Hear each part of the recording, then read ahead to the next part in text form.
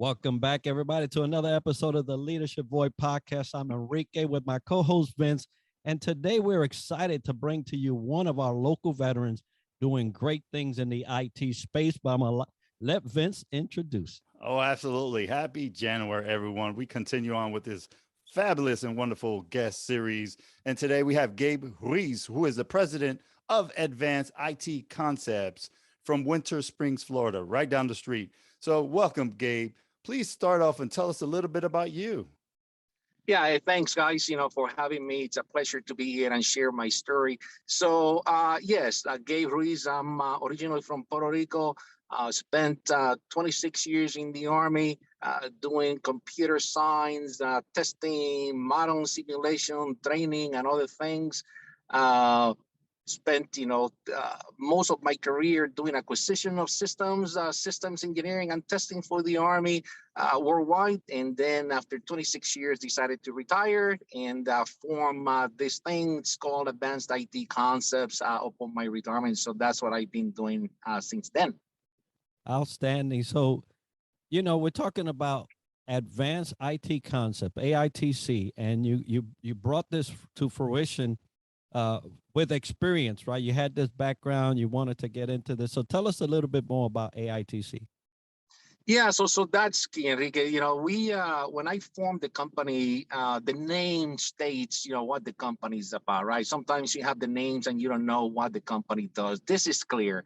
It's advanced information technology concepts. So we're always looking for the future of technologies and how to integrate those into our solutions, right? So as I mentioned, I have a computer science degree, a master's in information systems. That's what I did in the Army. And upon my retirement, I formed this company, started doing consulting, injecting technology into proposals and solutions, but quickly we evolved into purchasing equipment, into doing installation of systems, into putting full-time people on site, and as the company grew, then we expanded into different technologies. We started with pure IT network wireless systems. Now we're doing everything from audiovisual systems to modeling and simulation system, medical simulation, doing training ranges, systems, and many others, but everything evolves around the technology. That's what we bring to the table, that integration of components, software, hardware, and systems to deliver a capability, be it training, be it weapon systems, or whatever the case might be in association, with those. Definitely a great vision and a great concept that you all have at AITC. So kudos on you and your company going forward. Now, with the pandemic that hit us a couple of years ago, how did it either influence or impacted AITC? Yeah, so as you know, the pandemic impacted everybody. In our case, we had a lot of contracts where we sent the team out to do implementations. We had, at the time, we had efforts in Germany, Belgium, Uruguay, Honduras, Korea, Puerto Rico, and many others, right? Because of the pandemic, actually Saudi Arabia. So we couldn't travel. So for months or a year plus, we couldn't send the teams out to do the implementation. We had equipment in the warehouse that the government had to come and do the inspection, the inventory. They couldn't come over to do the inspection. So the pandemic had a serious impact on our operations, on our financials, on our team's ability to go and do their job. So yes, like many others, we saw significant impacts from the pandemic. And I see that, a lot has changed over this last several months. Things have opened up some. So I'm hopeful that has also changed with the business. But what's on the horizon? What's in the future for AITC? Yeah, so Enrique, definitely. So right now we were able to go to Belgium and do the implementations. We were able to go to Honduras. The government was able to come to our facilities, and do those things and close on those projects. The horizon is always changing, right? And as a business owner, you have to be ready for that horizon to change. It's like being a boater, right? You have to be ready for that weather to change and be prepared because it's going to change. So a company that's not evolving is a company that's dying. I tell people we reinvent ourselves every 3 years or so, right? We look at new technologies, we look at new locations. So for us, we're changing our approach on multiple things. One is we're chasing contracts that are much, much bigger, right? We recently won an $800 million contract. So now we're chasing $450 million, $600 million contracts, right? That's evolving because we're still an 8A SBA minority company, a small company, right? But we're evolving into chasing, much larger contracts. We're also changing in what we are chasing. We're now chasing more complex contracts, like before, right? I tell people we are a mini GDIT or mini Lockheed Martin, right? We're actually chasing really complex software, hardware integration of systems, medical simulation, top secret, systems and others. And we're also changing the locations where we now have contracts in Saudi Arabia, for example, from foreign military sales. So now I am making foreign military sales a focus of this company. We're looking for work in Panama. We have meetings in the Dominican Republic, right, to modernize the workforce and the medical simulation and others, right? So those are some of the things that we're changing from the past to continue evolving and growing so we can expand. We're heading to Arizona tomorrow. We got all the contracts in there. We're buying a big building in there. We're going to set up shop just outside Fort Huachuca, the center of the military intelligence. So again, we're evolving in about 6 or 7 different areas. Definitely, you can hear the evolution and the passion in your voice. Every 3 years you go back to the drawing board. I love it. How you're leveling up, and kudos to everything you're doing. So now, Gabe, let's transition into leadership questions. And I guess it's interesting your attire. So this might be suitable to talk about too. So is there something you do in your spare time that aids you to thrive in your professional life? Yes, so there's a couple of things of my attire. I'm about to get on my boat. So thank God, we are able to do that now. And there's a couple of things that allow me to do that. Of course, is preparing for that and also delegating. I have a phenomenal team that does that for me. So if you want to have spare time, you need to develop your team, your leadership team, so they can run your company without micromanaging. We're also involved with in community events, right? We have mission work in Haiti, Dominican Republic, in Puerto Rico, Habitat for Humanity, and others. We're also giving back, to the community, as well. I ride motorcycles. I have a Harley. So I do take time when the weather is nice, like today. It's either the boat or the Harley.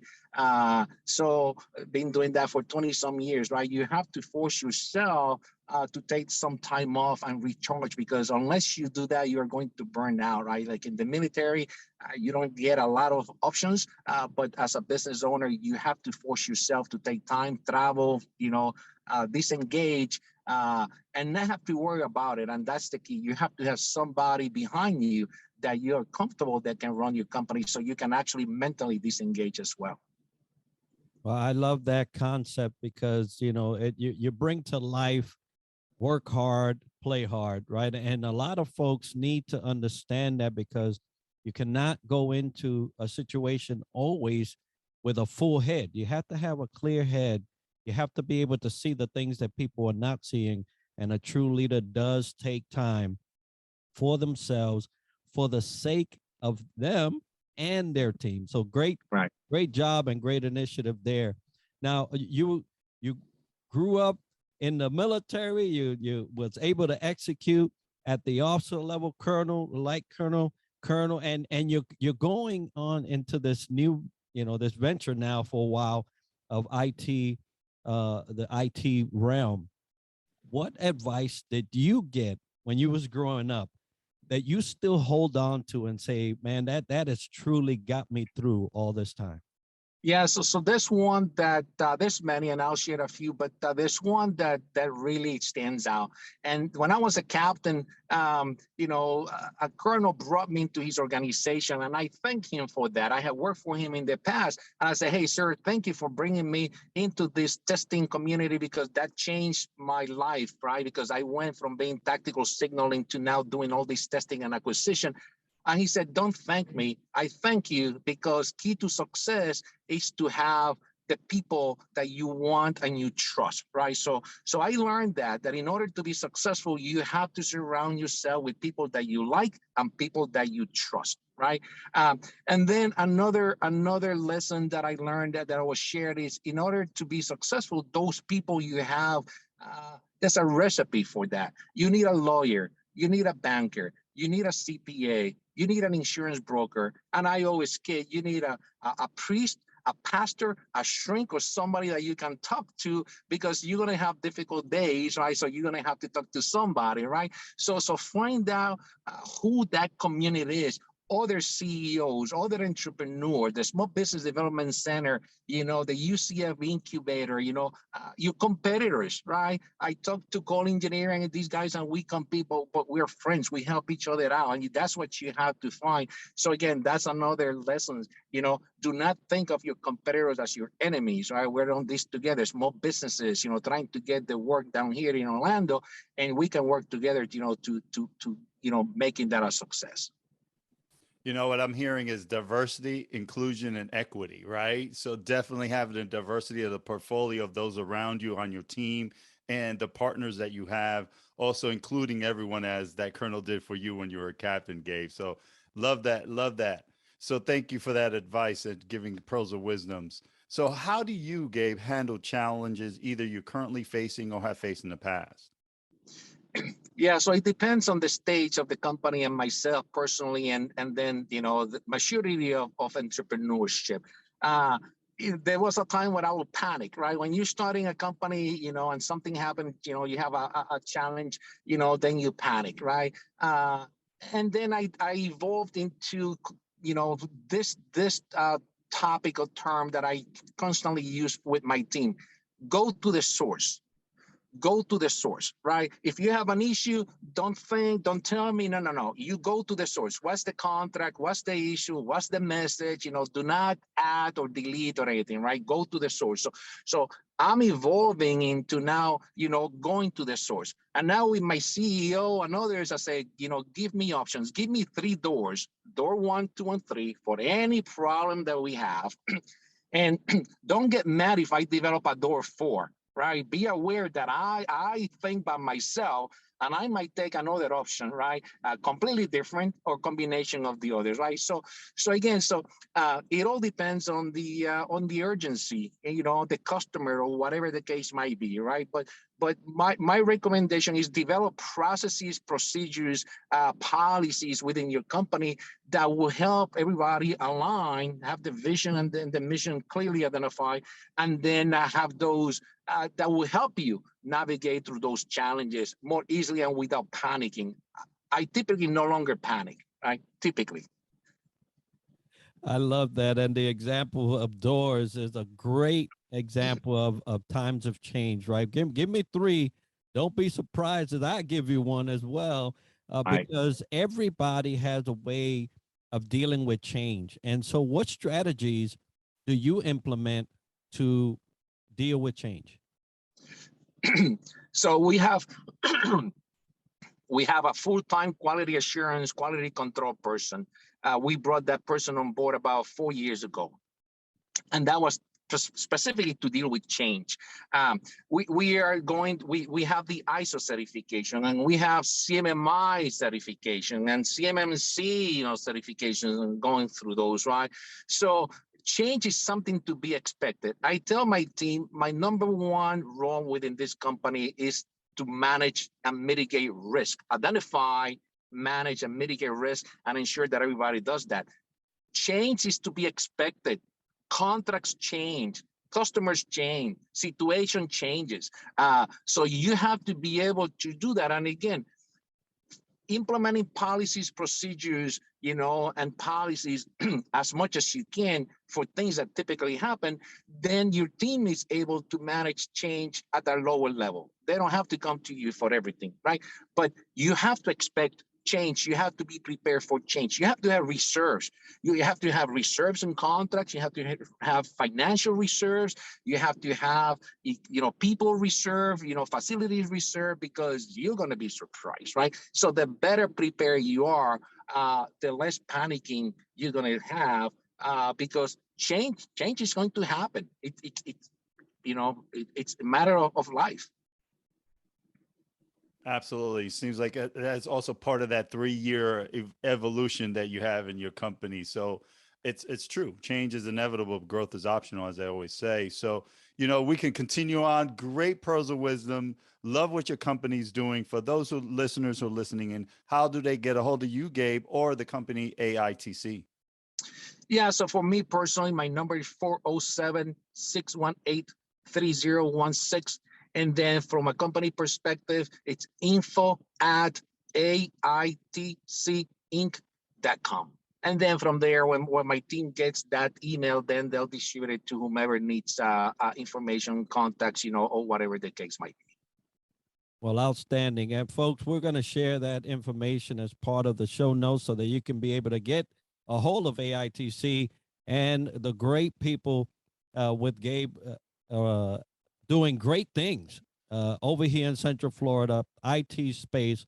So you'll be sure to get in touch with them. If you want to get in touch with us, the leadershipvoid@gmail.com is where you'll send that request. If you want to see a guest speaker, if you want to see us cover a certain leadership topic, that's where you'll send that information, and Vince and I will curate that and see how we can incorporate it into our show. But today we have Gabe Ruiz, AITC, doing great work, and so we thank you for being with us, brother.